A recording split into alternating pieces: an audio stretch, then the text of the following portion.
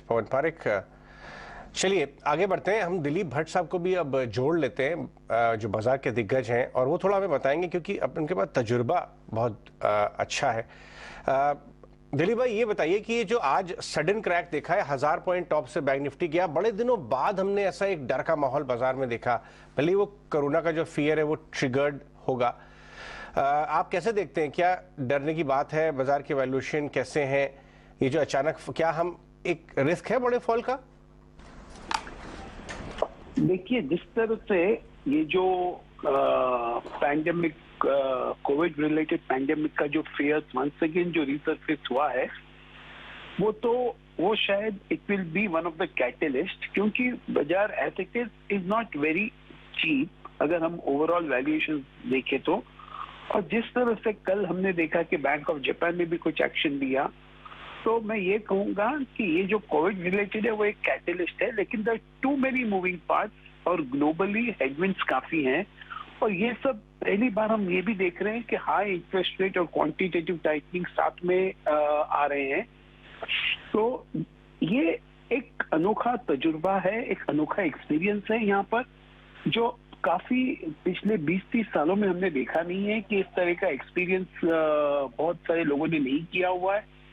तो मुझे ऐसा लगता है शायद this is creating a little more uncertainty and confusion. और आप ये हम सबको पता है कि मार्केट में अनसर्टेनिटी एक ऐसी चीज है जो मार्केट डजंट लाइक, और वही हम एक्सपीरियंस कर रहे हैं। तो मुझे लगता है शायद थोड़ा बहुत पेसिमिज्म आ सकता है, because valuations are very stressed in India खास करके।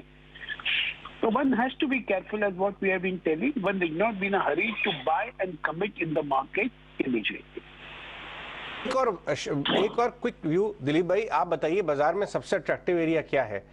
क्योंकि अगर किसी भी रीजन से बाजार जोर से घटता है यहाँ से, तो ऐसे 3-4 स्टॉक आप कौन से बताएंगे जो सबसे तेजी से रिबाउंड करेंगे, क्योंकि वहां पे अर्निंग्स ग्रोथ है, वैल्यूएशन अट्रैक्टिव है? मुझे लगता है ये BFSI स्पेस एक ऐसा रहेगा जहां पर लोग एक बार्गेन की तरफ जरूर ध्यान देंगे, बिकॉज काफी सारे स्टॉक्स यहाँ पर अच्छे हैं जो काफी बढ़ गए थे। अगर ये करेक्शन आया तो उसमें BFSI सेक्टर में जरूर ध्यान देना चाहिए, बिकॉज ये इसमें एक NI ग्रोथ काफी ठीक हो सकता है, निम एक्सपेंशन हो सकता है, और हम देख रहे हैं कि NPS का काफी हद तक बैलेंस शीट क्लीन अप हो गया है। तो ये इसको एक अच्छा एक बेस मिल गया है, एक अच्छा प्लेटफॉर्म मिल गया है। तो यहाँ से BFSI सेक्टर में अगर अच्छा करेक्शन आता है तो जरूर देखना चाहिए। और सेकंड में ये मानूंगा कि इंफ्रा और कैपेक्स स्पेस में भी अगर थोड़ा बहुत भी करेक्शन आता है तो इसमें जरूर ये सेक्टर में भी ऐड करना चाहिए। और थर्ड मैं कहूंगा pharma once again can come back in flavour in a big way, because वो काफी 2-3 क्वार्टर पिछले 1 साल से हम देख रहे हैं कि उसका परफॉर्मेंस नहीं रहा है, और शायद और 1-2 क्वार्टर में नहीं है, लेकिन ये शायद पैंडेमिक में inject a good amount of optimism in this. Pharma में जरूर ध्यान देना चाहिए। बिल्कुल दिलीप जी, आपका बहुत शुक्रिया हमारे साथ जुड़ने के लिए, समय निकालकर हमसे विस्तार से इन तमाम चीज़ों पर बातचीत करने के लिए। तो BFSI सेगमेंट फार्मास्यूटिकल इंडेक्स है जहां पर अब ज़्यादा एक्शन दिलीप भट्ट साहब को नजर आता है। आइए आगे बढ़ते हैं और एक बार मार्केट का क्विक चेक ले लीजिए, क्योंकि जहां निचले स्तरों पर बाजार में हमने देखा कोरोना का डर हावी हुआ है बाजार में, इसी वक्त आप देखेंगे एक छोटी सी ही सही लेकिन रिकवरी मार्केट ने अटेम्प्ट की है। निफ्टी के चार्ट्स आपके टीवी स्क्रीन पर आएंगे। 18,272 के लेवल्स पर इस वक्त ट्रेड देखने को मिल रहा है, जहां 18,162 तक ये नीचे जाग चुका था। वहां से इस वक्त अगर आप देखेंगे तो करीब 100 अंकों की बढ़त निचले स्तरों से बाजार रिकवर होता हुआ। वहीं बैंक निफ्टी के चार्ट्स एक बार आपके टीवी स्क्रीन पर आएंगे। 42,868 के स्तरों पर इस वक्त अब भले ही बिकवाली नजर आ रही है, लेकिन एक डाउन ट्रेंड जो नजर आता है, स्टीप डाउन ट्रेंड जो हमने देखा था बुलेटिन की शुरुआत में, वहां से हल्की सी ही सही लेकिन रिकवरी आती हुई आप देखेंगे। आइए हमारे टेक्निकल एक्सपर्ट्स को हमारे साथ जोड़ते हैं। सुदीप शाह हमारे साथ है और राजेश पालविया भी हमारे साथ जुड़ गए। Good morning to both of you. Rajesh ji, बताएं इस वक्त मार्केट में जो ट्रेंड नजर आ रहा है, या कह सकते हैं कि एक कंटिंजेंट सिचुएशन खुलती हुई, क्योंकि चीन में कोरोना के बढ़ते मामलों ने एक घबराहट का माहौल पैदा किया है। कैसे देख रहे हैं आप मार्केट को? डोमेस्टिक मार्केट स्ट्रैटेजी क्या बनाएंगे? गुड आफ्टरनून मानसी जी। तो देखिए मार्केट में जरूर वॉलेटिलिटी बनी है। 18,200 अगर हम लेवल की बात करें तो 18,200 के लेवल के आसपास मार्केट ने वापस से एक रिबाउंड वहां से बनाया है। तो जब तक डिसाइसिवली 18,200 के लेवल नहीं टूटेंगे, जो कि ऑलमोस्ट कल के लो थे, तो फ्रेश राउंड ऑफ सेलिंग तो वहीं से ट्रिगर होगा और हायर साइड पे 18,450 18,500 एक रेजिस्टेंस रहेगा। तो हमें लगता है एक से दो ट्रेडिंग सेशन के लिए तो 18,200 18,450 ये एक रेंज को हम प्ले करते हुए दिखेंगे। लेकिन आज जो सबसे इंपॉर्टेंट हुआ है मार्केट में वो ये हुआ कि जो बीटन डाउन सेक्टर या हम बोले जो एक अंडर परफॉर्मिंग सेक्टर था फार्मा, वो जरूर इस चिंता के चलते फार्मा सेक्टर में एक अच्छा बाइंग इंटरेस्ट बना है और वो अक्रॉस द बोर्ड सारे ही फार्मा स्टॉक्स आज एक अच्छा बाइंग का रुझान दिखा रहे हैं। तो ये कहीं ना कहीं हमें लगता है कि फार्मा स्पेस को जरूर फोकस में रखना चाहिए और mid cap small cap stocks में उतना पेन नहीं देखने को मिला है। फिर भी मार्केट में जरूर हमने दूसरे सेक्टर जो कि काफी बड़े हुए थे वहां जरूर थोड़ा सा प्रॉफिट टेकिंग बढ़ा है, लेकिन mid cap small cap stocks जो एक क्वालिटी मिड कैप स्टॉक्स जो चल रहे थे वहां पे अभी भी होल्ड आउट किया हुआ है। तो हमें लगता है कि एक रेंज बाउंड सेशन रहेगा अगले एक या दो ट्रेडिंग सेशन में।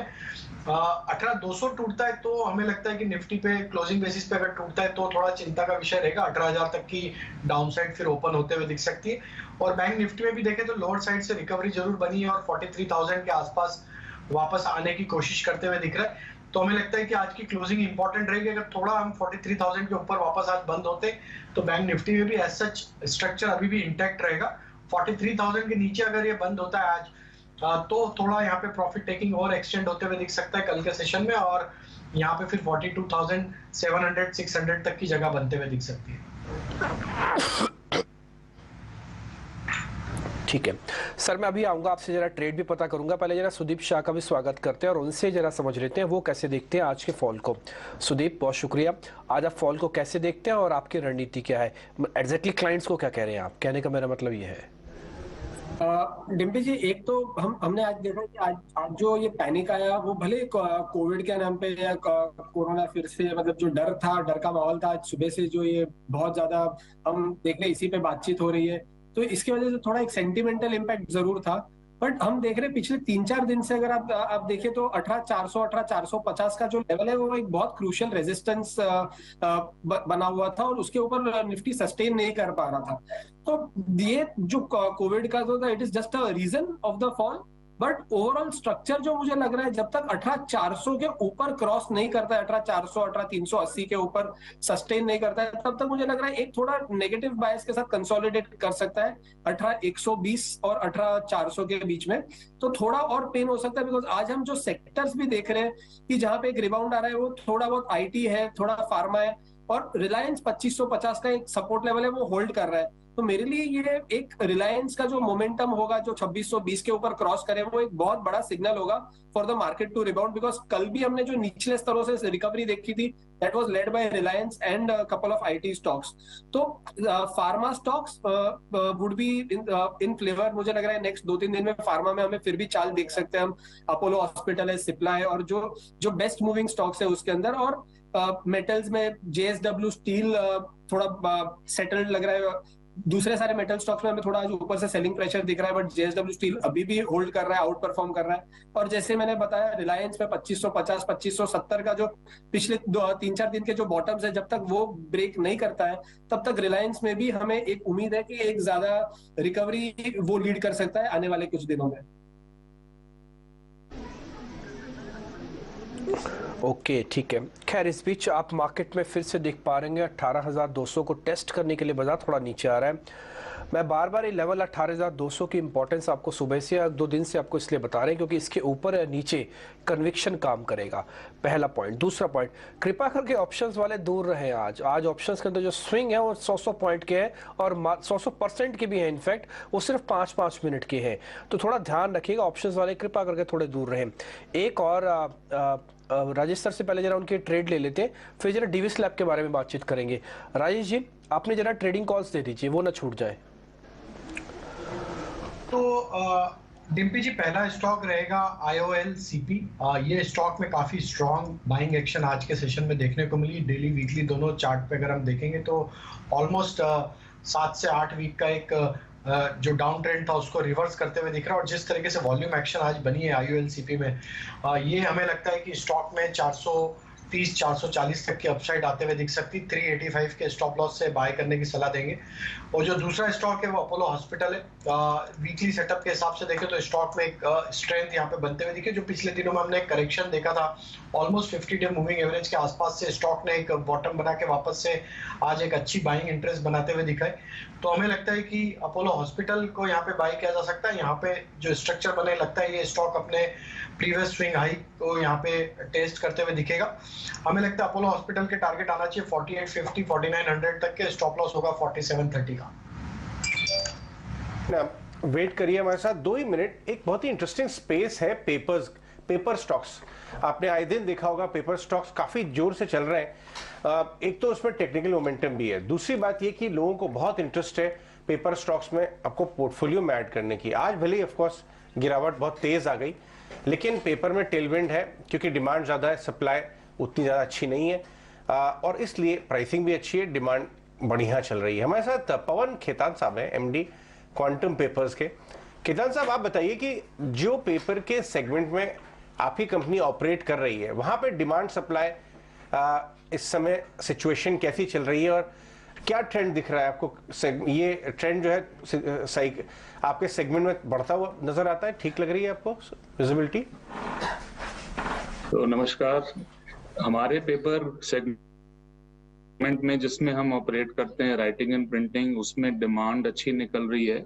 कोविड के बाद कुछ एक साल स्कूल कॉलेज ऑफिस सब बंद थे, पर अब अच्छी तरीके से सब खुल गए हैं और इन पर्सन जो स्कूल की एजुकेशन सिस्टम चालू है लगातार, उसमें पेपर की डिमांड अच्छी निकल रही है।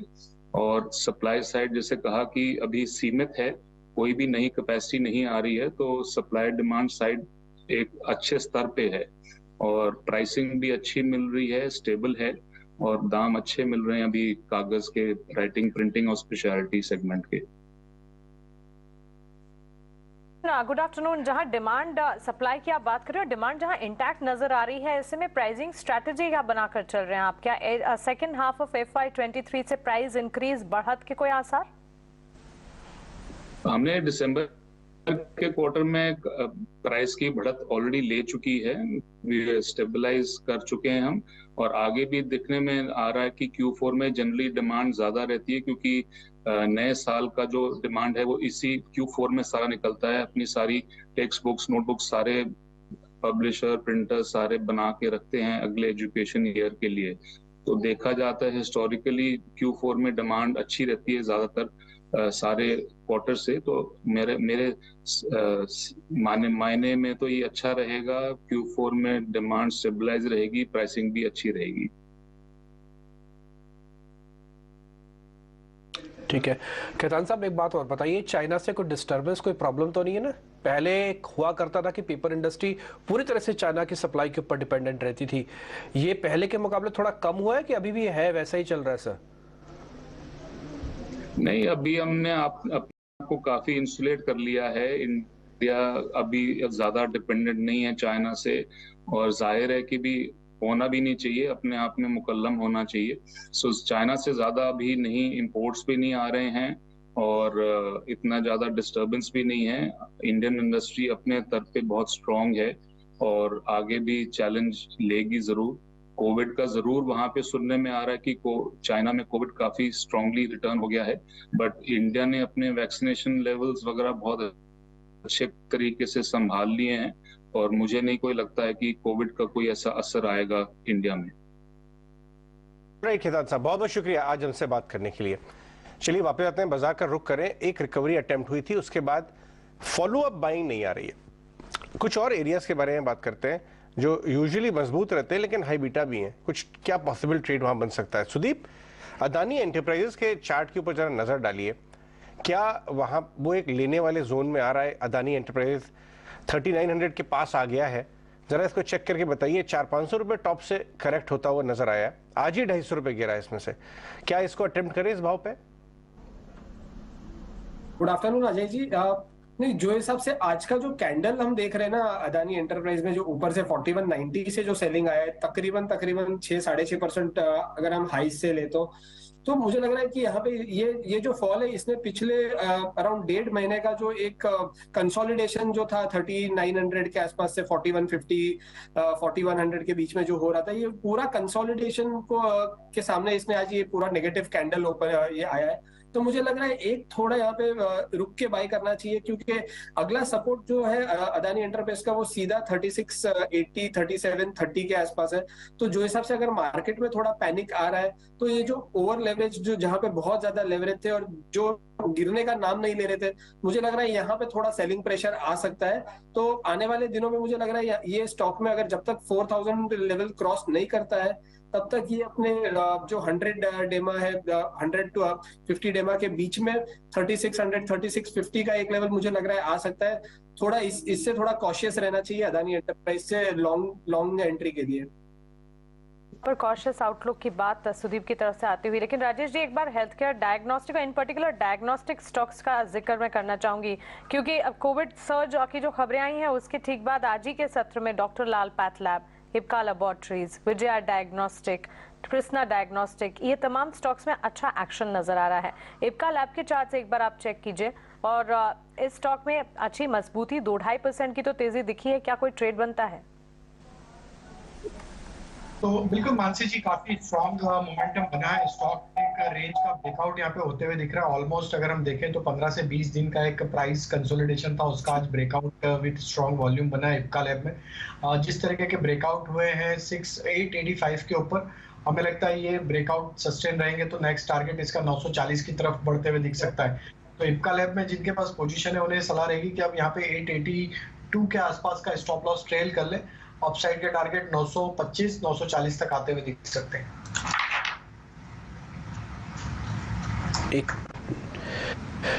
इस बीच एक शेयर के बारे में और चर्चा करनी है। इप्का लैब तो हो गया, साथ में डिविस लैब। आपको ध्यान है कुछ दिन पहले एक रिपोर्ट आई थी और मॉर्गन स्टैनले की थी, जितना मेरे को याद है। वो रिपोर्ट कहती है कि शेयर 3000 जाएगा। तो हमने आपके सामने एक बात रखी थी कि सपोर्ट जीतेगा या फिर रिपोर्ट जीतेगी, तो फाइनली वो सपोर्ट ही जीत गया। ये 3000 गया नहीं, लेकिन उससे पहले 3500 हो गया। राजेश सर, मेरे को सिर्फ आपसे एक सवाल पता करना है, जिन इन्वेस्टर्स ने एंट्री ले ली उनके लिए करीब 8-9% तक का रिटर्न है। बुक करें, बाहर आ जाए, पहला पॉइंट। जिन्होंने एंट्री नहीं ली, इन्वेस्टर्स की बात बोल रहा हूं, क्या वो थोड़ा महंगा ले रहे हैं क्या 5% आज में जो पड़ा है ये? और डिब्बी जी, ये स्टॉक ऑलमोस्ट अगर हम देखें जो इसके ऑल टाइम हाई थे वहां से तो ऑलमोस्ट आधा हो चुका है। तो 5% का मूव इन्वेस्टर के लिए कोई ज्यादा बड़ा मायने नहीं रखता। अगर नहीं भी लिए और अगर लॉन्ग टर्म के हिसाब से ले रहे तो कौन सा नंबर है? कौन सा नंबर है? ये लेट एंट्री होगी। हाँ, जरूर जिन्होंने लोअर साइड पे एंट्री ली है वो जरूर अब अपने स्टॉप लॉस को, जो लो बने थे करीब 3350 के आसपास के, वहां पे अपना स्टॉप लॉस रखें और पोजीशन को राइट करना चाहिए। बिकॉज जिस तरीके की सिचुएशन और जिस तरीके के माहौल के कारण सारे फार्मा स्टॉक्स में आज मोमेंटम बना है, तो ये एक दिन का मोमेंटम नहीं रहेगा। अगर ये सिचुएशन थोड़ी और एक्सटेंड होती है, एस्केलेट होती है, तो हमें लगता है कि pharma would be the one sector जहां पे एक वापस से बाइंग का रुझान बनेगा। और जिस तरीके से हमने पहले भी एक्सपीरियंस किया था, फार्मा में एक तेजी बनी थी कोविड के डर के चलते, तो वही आज वापस से माहौल यहाँ पे बनते हुए दिख रहा है। और मार्केट में फार्मा में वैसे भी अगर देखें तो risk to reward point of view से सारे स्टॉक एक अट्रैक्टिव लेवल पे ही अवेलेबल थे। ऑलमोस्ट सभी स्टॉक 52 वीक लो के आसपास ही ट्रेड कर रहे थे और वहां से एक पुल बैक बना है। तो अभी तो सिर्फ 5-6% का ही मूव बना है। तो हमें लगता है कि देर नहीं हुई, अगर ये फर्दर और एक्सटेंड होता है कोविड का फियर फैक्टर, तो हमें लगता है फार्मा की तेजी कंटिन्यू होगी। डिविस लैब में नेक्स्ट जो लेवल अब बन सकता है वो 3650 की तरफ बनते हुए दिख सकता है।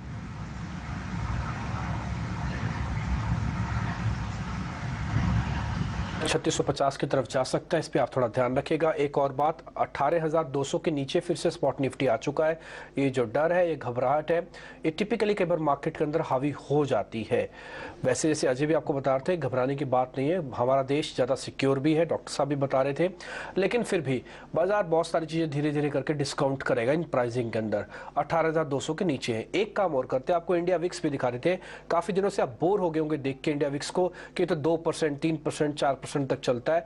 आज आखिरकार इंडिया विक्स 15% चला और इंडिया विक्स के अंदर क्या शानदार मजबूती आ जाई है। ये एक ट्रिगर चाहिए था जो आज मिला है और बाजार उसके हिसाब से अब रिएक्ट करता दिख रहा है। खैर आगे बढ़ते हैं। टू व्हीलर कंपनी है हीरो मोटो, वो अब थ्री व्हीलर सेगमेंट में जा रही है। पूरी डिटेल्स मेरी सहयोगी सृष्टि के पास है, उनसे समझते हैं। सृष्टि बताएं जरा आप। जी हाँ, हमने हीरो मोटोकॉर्प के मैनेजमेंट से खास बातचीत की है, वहाँ से काफ़ी इंटरेस्टिंग कमेंट्स निकल कर आए हैं, उसके बारे में बात करते हैं। जैसे कि हम जानते हैं कि हीरो मोटोकॉर्प टू व्हीलर में लीडर है, मार्केट में 34% से भी ज़्यादा का उनका मार्केट शेयर है पूरे टू व्हीलर इंडस्ट्री में। पर आगे चल के जो गेम प्लान है वो ना सिर्फ टू व्हीलर कंपनी के तौर पर चलने का है, बट उसके अलावा और भी डिविजन्स में हीरो मोटोकॉर्प आने वाले समय में एक्सपैंड करते हुए दिख सकती है। खास बातचीत में ये सामने निकल के आया है कि एक टू व्हीलर और साथ ही थ्री व्हीलर के कॉम्बिनेशन से एक व्हीकल पे कंपनी कामकाज कर रही है। इसका एक प्रोटोटाइप भी उनके पास तैयार है, आने वाले समय में हो सकता है कि उसका लॉन्च भी देखने को मिले। पर ये जो मार्केट है, अगर हम उसकी बात करें तो थ्री व्हीलर सेगमेंट में जैसा कि हम जानते हैं कि बजाज ऑटो और टीवीएस मोटर्स, ये दो लिस्टेड ओईएम्स जो हैं ऑलरेडी प्रेजेंट हैं। पूरे मार्केट की अगर बात करें तो काफी अच्छी तरीके से ग्रो कर रहा है। साथ ही इलेक्ट्रिक व्हीकल थ्री व्हीलर्स जो है उनकी ग्रोथ काफी रैपिड तरीके से होते हुए हम देख रहे हैं, और इसमें बजाज ऑटो का काफी दबदबा भी है। ना सिर्फ इलेक्ट्रिक व्हीकल की बात कर रही हूं, अगर ओवरऑल मार्केट शेयर देखें तो 36% का मार्केट शेयर केवल बजाज ऑटो होल्ड करता है। यहाँ पे टीवीएस मोटर कॉर्प का भी प्रेजेंस है, फिलहाल वो 2% का मार्केट शेयर होल्ड करता है। तो काफी इंटरेस्टिंग होगा कि आने वाले समय में टू व्हीलर के बदले और कौन से डिविजन में हीरो मोटर कॉर्प एक्सपैंड करता हुआ नजर आएगा, और इस पे हमारी कड़ी नजर रहेगी। इसके अलावा कंपनी जो प्रोडक्ट्स, एक्सेसरीज हैं, साथ ही मर्चेंडाइजिंग है, ये सब पे भी फोकस कर रही है। एक्सपोर्ट्स जो कि अभी उनके डिवीजन में करीब 5% की हिस्सेदारी रेवेन्यू कंट्रीब्यूशन में दिखाता है, आगे चल के उसको डबल करने की 10 से 15% तक ले जाने की कंपनी की पूरी कोशिश रहेगी। अलग अलग ज्योग्राफीज में भी वो एक्सपैंड कर रहे हैं। तो ये कुछ गेम प्लान्स और स्ट्रैटेजीज निकलकर सामने आई हैं हीरो मोटोकॉर्प के मैनेजमेंट के साथ खास बातचीत में। सृष्टि बता रही थी कि मैनेजमेंट डिमांड वगैरह को लेके क्या बोल रहा है। अगर आप देखिए तो यूएस फ्यूचर्स आपके स्क्रीन पे इस समय चल रहे हैं, कुछ बीटीएसटी ट्रेड्स का भी टाइम हो गया है। राजेश बताइए, क्या बीटीएसटी ट्रेड्स आप लेके जाएंगे यहाँ से? तो अजय जी, सिर्फ एक फार्मा ही एक ऐसा स्पेस है जहाँ पे लगता है कि ये तेजी एक्सटेंड होते हुए दिख सकती है। तो IOLCP तो शो की शुरुआत में हमने बोला कि ये बाय किया जा सकता है, वो कैरी किया जा सकता है ट्रेड। दूसरा स्टॉक यहाँ पे हमें लग रहा है अबॉट इंडिया पे भी फोकस किया जा सकता है। स्टॉक में जिस तरीके के मोमेंटम बने, स्टॉक ने अपने प्रीवियस स्विंग हाई को अब क्रॉस किया, ऑलमोस्ट अगस्त के जो हाई थे उसको भी अब क्रॉस करके उसके ऊपर एक स्ट्रॉन्ग बाइंग एक्शन बनी। तो अबाउट इंडिया, हालांकि प्राइस पॉइंट काफी बड़े, लेकिन जिस तरीके के मोमेंटम बने, हमें लगता है ये स्टॉक में 22,200 तक की अपसाइड आते हुए दिख सकती है। स्टॉप लॉस रखना होगा करीब 21,200 के आसपास। और जो दूसरा स्टॉक हमें यहाँ पे अट्रैक्टिव लग रहा है वो भी फार्मा स्पेस से ही है, और हमें लगता है कि सन फार्मा पे फोकस रखना चाहिए। सन फार्मा में जिस तरीके के मोमेंटम बने हैं आज, तो ये स्टॉक में हमें लग रहा है 1030 1040 तक की अपसाइड आते हुए दिख सकती है। स्टॉप लॉस होगा करीब 990 के आसपास। ये बात तो सही कही आपने राजेश जी। फार्मा सेक्टर ही है इस वक्त जो कि सबसे ज्यादा एक्शन दिखा रहा है, pharma, health care and diagnostic of course. और बीएसई कैटेगरी के कुछ तमाम सेक्टर्स और स्टॉक्स की भी अगर बात करें तो बीएसई हेल्थ केयर स्पेस ही है जहां से आउट परफॉर्मेंस इस वक्त आपको नजर आएगी। Stocks like Apollo hospital, Glenmark, Divi's lab, lupin, Aurobindo pharma, इनमें एक अच्छा एक्शन नजर आ रहा है। बायोकॉन, सिप्ला, इप्का लैब्स और जाइडस लाइफ जैसे फार्मा स्पेस से जुड़े काउंटर्स भी हैं जो कि इस वक्त अच्छा एक्शन दिखा रहे हैं। करीब 3.5 से लेकर 8% तक के मूव्स। ग्लेनमार्क में आउट परफॉर्मेंस करीब 8% की दिखी है। इसके अलावा कंज्यूमर ड्यूरेबल स्पेस भी है जिस पर आज एक्शन दिखेगा। ओरिएंट इलेक्ट्रिक और बजाज इलेक्ट्रिकल जैसे काउंटर है, 1.5 से 2% तक की तेजी यहाँ पर। और हीरो मोटोकॉर्प की मैनेजमेंट से हमने जो विस्तार से बातचीत की थी, एक्सक्लूसिव बातचीत के बाद ऑटोमोबाइल प्ले भी है जो कि फोकस में है। कुछ तमाम स्टॉक्स जैसे संवर्धना, मदरसन, बजाज ऑटो आज फोकस में। संवर्धना, मदरसन की अगर बात करें, इस पर सुदीप आपकी राय क्या होगी? हरे निशान के साथ स्टॉक में ट्रेड्स नजर आ रहे हैं और इनफैक्ट ब्रोकरेज के भी पॉजिटिव रेडार पर यह स्टॉक आता हुआ दिखा है, और कुछ तमाम फैक्टर्स हैं जो कि स्टॉक को काफी अट्रैक्टिव भी बनाते हैं। इस पर आपकी राय क्या होगी? मानसी जी, अगर हम ये स्टॉक का अगर चार्ट देखें तो ये पिछले कुछ महीनों से lower top lower bottom formation में है, कंप्लीट डाउन ट्रेंड में है। और हम देख रहे हैं कि हर बार एक माइनर बॉटम बना के स्टॉक थोड़ा रिबाउंड करने का ट्राई करता है, पर फिर भी एक सेलिंग प्रेशर आ रहा है और स्टॉक अपने 200 डीएमए के नीचे कंटिन्यूअसली सस्टेन कर रहा है फरवरी 2022 से। तो जब तक एक बड़ा रिबाउंड नहीं आता है अराउंड 75-76 लेवल्स जो उसका रिसेंट अभी जो रेजिस्टेंस है, तब तक मुझे लग रहा है कि ये स्टॉक में बड़ा अपमूव नहीं आ सकता है और ये सेल ऑन राइज ही रहेगा, क्योंकि एक ब्रेकडाउन पॉइंट इसका है 68। तो अगर जो निवेशक जिन्होंने ऑलरेडी ये स्टॉक में पोजीशन बनाई हुई है या कोई होल्ड कर रहा है, तो 68 टूटे तो एक बार कॉशियस हो जाना जरूरी है। मुझे लग रहा है उसके नीचे एक वापस से डाउन ट्रेंड एक्सेलरेट हो जाएगा। जो पुराना डाउन ट्रेंड है वो फास्ट थोड़ा हमें फास्ट डाउन मूव देख पाएंगे हम 58 के करीब। तो 68 बहुत क्रूशियल सपोर्ट है और 75-76 के ऊपर ही ये डाउन ट्रेंड नेगेट हो सकता है।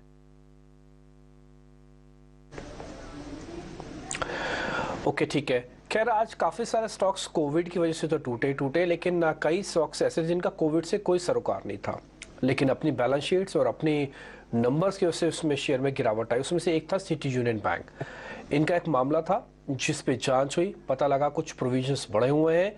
कितने प्रोविजंस थे, कब कब जांच हुई, और बताने के लिए सारी डिटेल्स मेरे सहयोगी सौमित मिर्जा जुड़ रहे हैं। सौमित, जरा बताएं सिटी यूनियन बैंक के बारे में।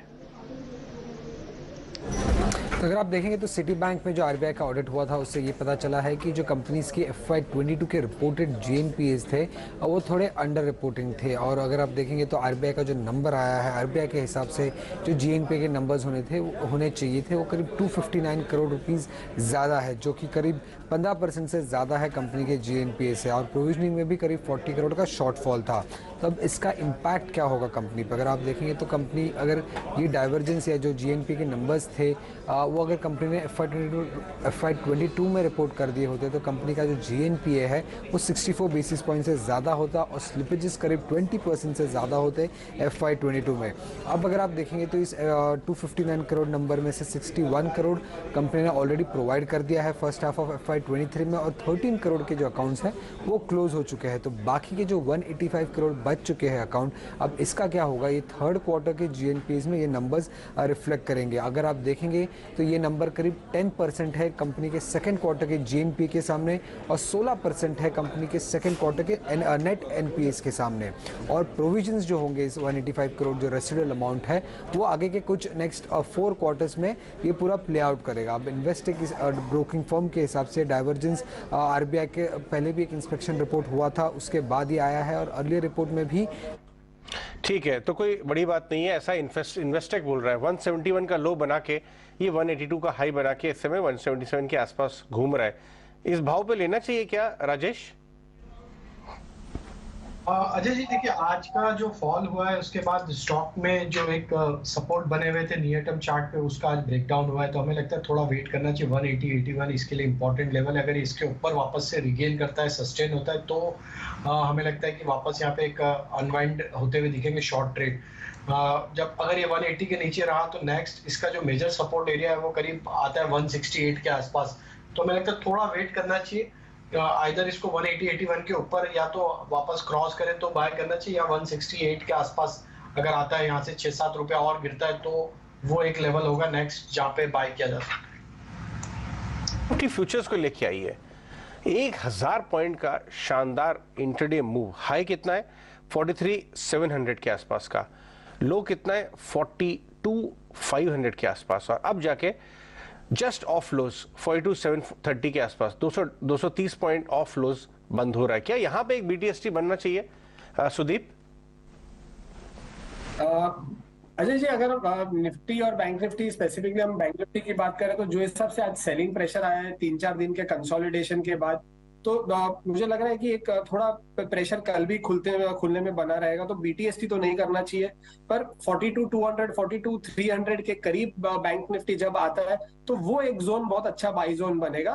तो 42,200 मेरे हिसाब से एक बार ये लेवल तक बैंक निफ्टी आ सकता है एंड वहीं से एक बार हम रिबाउंड एक्सपेक्ट कर सकते हैं। तो आज आया या आज तो नहीं आ सकता, अभी 15 मिनट ही है, तो कल जैसी अगर ओपनिंग में थोड़ा हम ये देखें कि कंटिन्यूएशन डाउन साइड का ये जो सेलिंग प्रेशर है आज सुबह से, तो उसका थोड़ा और कंटिन्यूएशन अगर वहां तक आता है तो 42,200 42,300 का एक जोन है जो बहुत अच्छा सपोर्ट है और वहीं से मुझे लग रहा है एक रिबाउंड आ सकता है इस वक्त आपको। फ्यूचर्स में अगर देखें तो एक मूवमेंट जरूर आप देख पाएंगे, लेकिन एक और स्टॉक है कंजाई नैरोलैक। इसके चार्ट्स पुल अप कीजिए और एट दी हाई इस वक्त स्टॉक ट्रेड करता हुआ। एक तो पेंट सेक्टर जो है क्रूड करेक्शन का एक बेनिफिशियरी है और ऐसे में कंजाई नेरोलैक में हम देख रहे हैं करीब 3.5-4% तक की तेजी। राजेश जी, स्टॉक को चार्ट से एक बार आप चेक करें और बताएं इन स्तरों से अगर किन्हीं की एग्जिस्टिंग पोजीशन है वो क्या करें। नई पोजीशन के लिए क्या आपको लगता है कि कोई लेवल्स बनते हुए नजर आएंगे? 440 तक के स्तर यहाँ पर हम देख रहे हैं। मानसी जी, देखिए स्टॉक का स्ट्रक्चर तो वीक है जरूर। स्टॉक ने अपने जो लो बने तो उसके आसपास से सपोर्ट लेके पुल बैक एक्शन दिया। एक पुल बैक में अगर हम वीकली चार्ट एनालाइज करें तो एक फॉलिंग ट्रेंड लाइन को यहाँ पे निगोशिएट करते हुए दिख रहा है। तो एक ओवरसोल्ड जोन से जरूर पुल बैक बना है, लेकिन हमें लगता है कि यहाँ पे 455 ये इंपॉर्टेंट लेवल है। जब तक ये लेवल क्रॉस नहीं होंगे यहाँ पे सप्लाई बन सकता है वापस से। तो 455 का लेवल का हम वेट करेंगे, उसके बाद ही हम यहाँ पे लॉन्ग साइड का ट्रेड इनिशिएट करेंगे। अभी जिन्होंने ऑलरेडी ले लिया है लोअर साइड पे, जिनके पास पोजीशन है, उनके लिए स्ट्रिक्ट स्टॉप लॉस होगा करीब 332 के आसपास, 432 के आसपास। समझ में नहीं आ रहा कि क्या रहा है, लोग इतना पेंट कराएंगे क्या अगर कोविड वापस आ गया? 4% सॉलिड वॉल्यूम के साथ भाग रहा है, ऐसा भी नहीं है। देखिए डायग्नोस्टिक का समझ में आता है, राइट, फार्मा समझ में आता है कि साहब कोविड का डर तो लॉन्ग करो, फार्मा सिप्ला बीटीएसटी कर लो, लेकिन पेंट स्टॉक्स को इस तरह से चलने का मेरे को बिल्कुल समझ में नहीं आ रहा है क्या हो रहा है। अजय, और कोई इमीडिएट करेक्शन भी नहीं है क्रूड में? क्रूड भी थोड़ा कोई $10 गिर गया अभी के अभी तो ऐसा कुछ नहीं है। कौन ट्रेडर्स है भाई? अब दिवाली में अगर चले पेंट स्टॉक तो भी समझता है, लेकिन न्यू ईयर से पहले भी स्टॉक चल रहे हैं। सुदीप, ये कौन ट्रेडर्स है जो कंसाई नेरोलैक को बीटीएसटी करना चाहते हैं? एक तरफ इतनी जबरदस्त कोविड का डर या जो भी कह लीजिए बाजार में गिरावट, लेकिन कंसाई नेरोलैक डेज हाई पे कुछ समझ में आ रहा है आपके? मुझे ऐसा लग रहा है कि खाली बहुत दिनों से डाउन ट्रेंड में था। पिछला अगर हम देखें कि अक्टूबर से ये स्टॉक कंटिन्यू डाउन ट्रेंड में ये हम देख पा रहे हैं अराउंड 480 से 410 420। तो जब क्रूड प्राइसेस ऑलरेडी अक्टूबर नवंबर में टूटे थे तो ये स्टॉक में इतना कोई हमें इसका कोई इम्पैक्ट, पॉजिटिव इम्पैक्ट तब दिखा नहीं था। तो बस खाली वही हो सकता है कि एक बहुत ओवरसोल्ड था तो वहां से हम एक उसको बाउंस बैक देख रहे हैं एक वॉल्यूम्स के साथ आज। बट इसमें भी इट इज स्टिल, अगर हम ये देखें कि आज ये भले 3.5-4% ऊपर है, वॉल्यूम्स के साथ भी बढ़ रहा है, बट फिर भी इसका जो एक रेजिस्टेंस है 450 452 लेवल पे, जो वो 9-10 नवंबर के बाद निकाल नहीं पाया है। जब तक ये उसके ऊपर सस्टेन नहीं करता है तब तक ये फिर से आइदर वो डाउन ट्रेंड में जा सकता है या फिर ये 420 और 455 के रेंज के बीच में ट्रेड कर सकता है। तो may be it can be a one day affair, but बहुत बड़ा मुझे अपमूव इसमें नहीं दिख रहा है कि एक बड़ा रिवर्सल हम 7-8% का देख सकते हैं जो अगेंस्ट द मार्केट जा सके। सुदीप, मेरी तरफ से आखिरी सवाल अपने बीटीएसटी ट्रेड्स ही बताइए, बट आप इंडेक्स से कुछ बड़े एफएनओ स्टॉक्स की जरा वॉल्यूम देख के बताइए। जो आज की फॉल आई है, बड़े फॉल 4-5% वाले, क्या ये फॉल वॉल्यूम बैक्ड है या इवन निफ्टी बैंक निफ्टी आज की जो फॉल है मैं जानना चाहता हूं, क्या ये एवरेज फॉल से ज्यादा भीषण वॉल्यूम है, इसका हैवी वॉल्यूम फॉल थी या शैलो वॉल्यूम फॉल थी? सुदीप?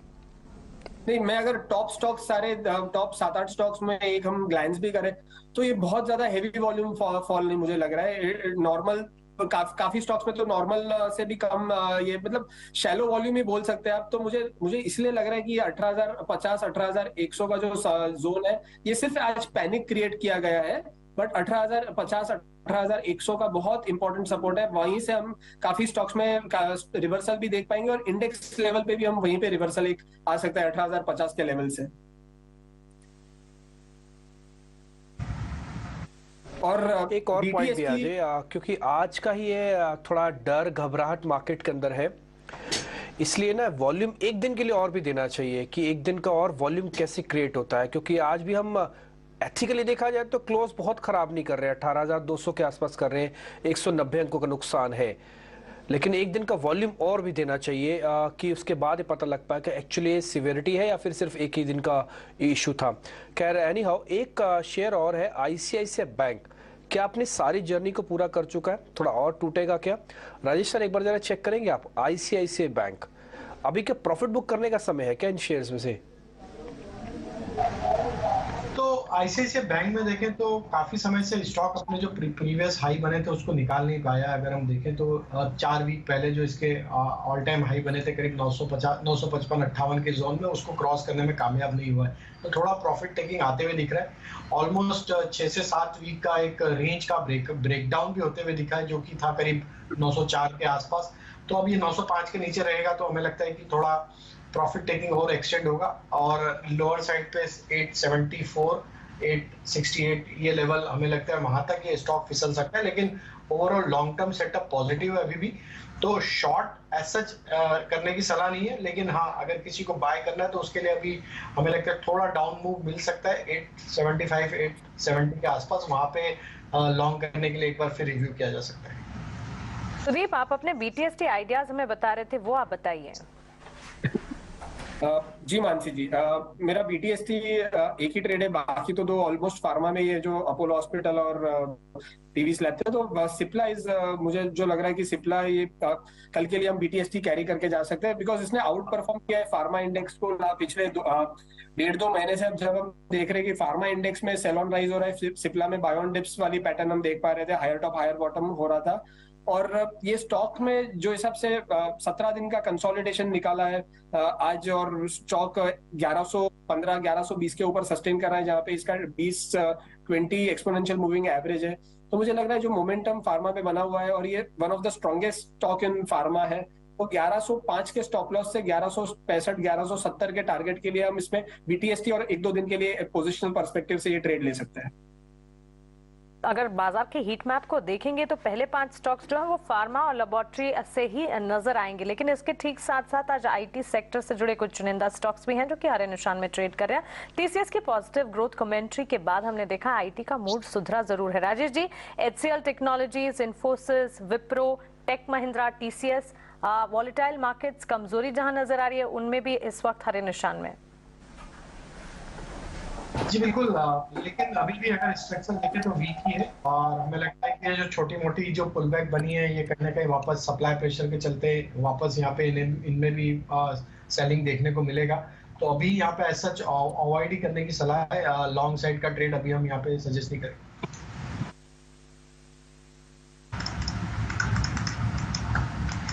मिनट रह गया, सौदे वैसे कम से कम रखे जाए तो उतना ज़्यादा अच्छा बेहतर होता है, लेकिन फिर भी कुछ एक स्ट्रक्चर ऐसे हैं जिसको डिस्कस ज़रूर करना चाहिए।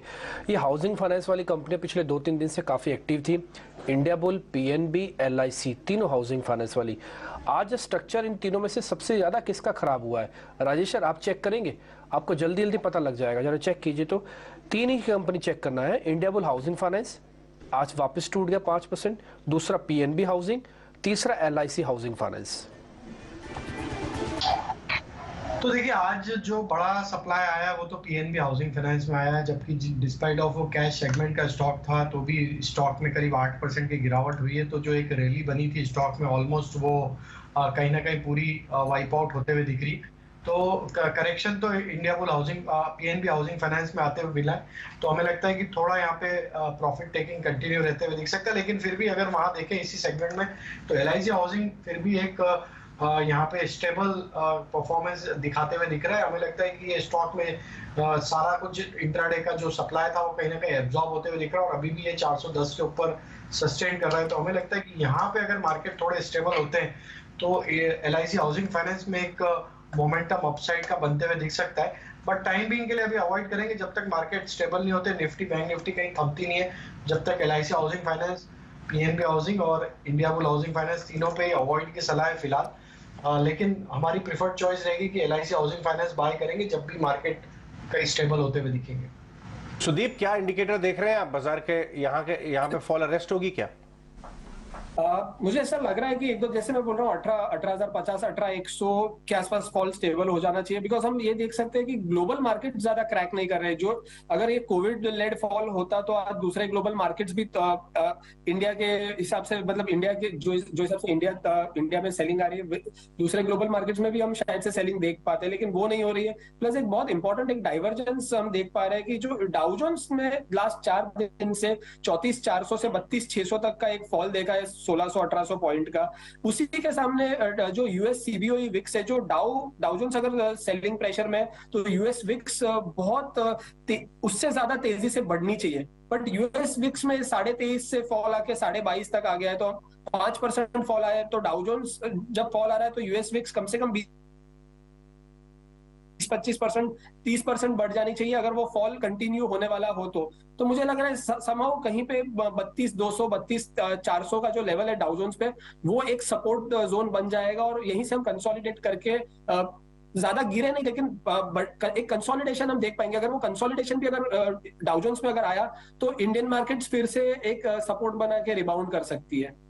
बिल्कुल, डाउ जोन्स में कंसोलिडेशन पर फॉल अरेस्ट डोमेस्टिक मार्केट्स में भी हो सकते हैं, ये राय इस वक्त सुदीप की तरफ से। 18,473 के लेवल्स तक ऊपर जाने के बाद इस वक्त अगर मार्केट्स को आप देखेंगे तो इंडेक्स में निफ्टी अब फिलहाल हम देख रहे हैं 18,250 के आसपास ट्रेड करता हुआ नजर आएगा आपको।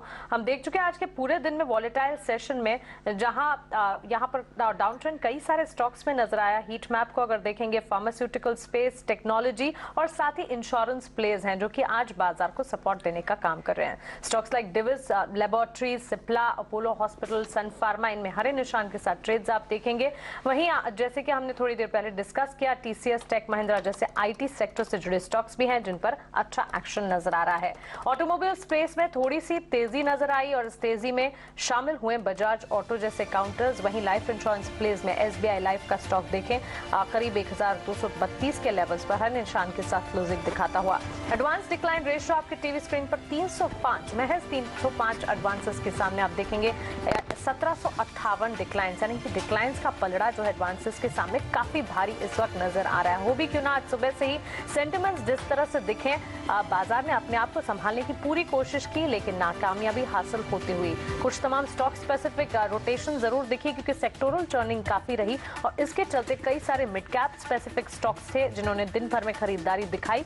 बावजूद इसके हमने देखा कि क्लोजिंग के समय भारतीय बाजार में इंडेक्स स्पेसिफिक सेंसेक्स में करीब 600 अंकों की बिकवाली आप देखेंगे, वहीं 200 अंकों की गिरावट के साथ निफ्टी में इस वक्त फाइनल क्लोजिंग नजर आ रही है और बैंक निफ्टी भी करीब 700 अंकों की गिरावट के साथ। सेक्टर स्पेसिफिक बाजार की चाल को अगर समझने की कोशिश करेंगे, हेल्थ केयर, फार्मा, डायग्नोस्टिक ये सेक्टर्स रहे जिन्होंने बाजार को संभालने का काम किया। कुछ खास नहीं लेकिन स्टॉक स्पेसिफिक मूव्स अगर कहीं दिखे तो इन्हीं सेक्टर से नजर आए। इसके साथ साथ आईटी पैक में भी निफ्टी आईटी इंडेक्स करीब 150 अंकों की बढ़त दिखाते हुए हमने देखा टीसीएस की पॉजिटिव ग्रोथ कमेंट्री के बाद इस सेक्टर का मूड जो है वो अच्छा खासा सुधरा है और यहाँ पर भी हरे निशान के साथ ही क्लोजिंग आप देखेंगे। वहीं PSU bank space, private bank space, metal pack, हर तरफ बिकवाली हावी होती रही। एफएमसीजी में सबसे ज्यादा गिरावट, वहीं फाइनेंशियल सर्विसेज, ऑटोमोबाइल पैक में भी लाल निशान के साथ इस वक्त ट्रेड्स क्लोज होते हुए दिखेंगे। फाइनल क्लोजिंग आपके टीवी स्क्रीन पर है 18,200 के लेवल्स के साथ साथ यहाँ पर निफ्टी में 18,200 को पार करने की कोशिश की। 18,205 के पास यहाँ पर क्लोजिंग निफ्टी में आप देखेंगे करीब 200 अंकों की बिकवाली है। निचले स्तरों से अपने आप को संभालने की पूरी कोशिश की मार्केट से, आखिरी कुछ मिनटों में ये कोशिश में कामयाबी भी मिली लेकिन ये फॉल कब अरेस्ट होता है ये देखना होगा। 61,093 के स्तर सेंसेक्स में 600 अंकों की गिरावट, वहीं बैंक निफ्टी 700 अंकों की बिकवाली के साथ आप देखेंगे 42,654 के लेवल्स पर ट्रेड्स क्लोज करता हुआ। तो चलिए, शुरुआत अच्छी जरूर हुई लेकिन उसके बाद कोविड के बढ़ते मामलों ने भारतीय बाजार का भी मूड बिगाड़ा और उसी के साथ हमने देखा कि तमाम इंडेक्स, तमाम सेक्टर्स में बिकवाली हावी होती रही।